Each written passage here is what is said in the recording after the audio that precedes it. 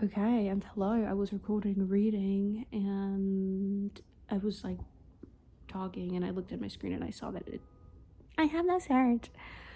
But I kind of, not that I kind of, I do like this message. So I'm going to redo it. But in the video before I even started the reading or whatever, I was talking about the fact that my life has felt like, just a reflection briefly, my life has felt like over the past couple of years a constant like state of goodbyes or just endings and just like death in so many ways, whatever may be here. But I can also like reflect on a time where things in my life felt as though they were like really beginning or blooming and starting. So, just keeping that in mind, it really helps me to not dwell so much on the fact how much things have just like died or ended in my life, internally and externally, because it's a necessary thing nonetheless, whatever.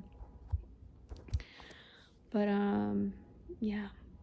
So anyway, what the reading was is we have the Seven of Cups, we have the Nine of Wands, and then we have the Four Swords in reverse. And with the Nine of Wands, the first thing that came into my mind when I was persevering and whatnot here.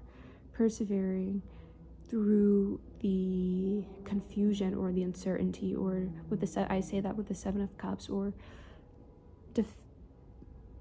persevering through something despite things perhaps feeling like maybe like up in the air or not solidified in a way that one might like. There's naturally the Seven of Cups brings some kind of cloudedness and whatnot here, but I was saying that we can't always rely or wait for things to be stabilized, or we can't wait for things to only manifest in the material and the physical before we kind of start striving towards something, because I hope that makes sense, because really the things truthfully are solidified from within.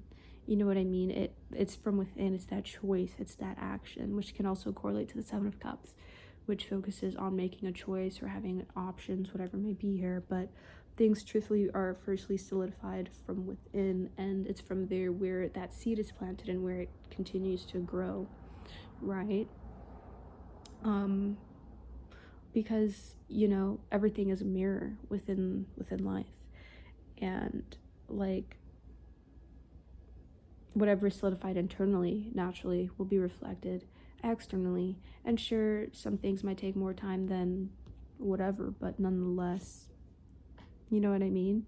And then we have the Four Swords here in reverse, and to firstly understand what it is that you're wanting to solidify or manifest or create into your life and whatnot, you have to really take the time to really reflect on it and to release some things, because sometimes the things that we think we're wanting isn't really it. There's something much more underneath all that, if that makes sense. Or just sometimes things just need like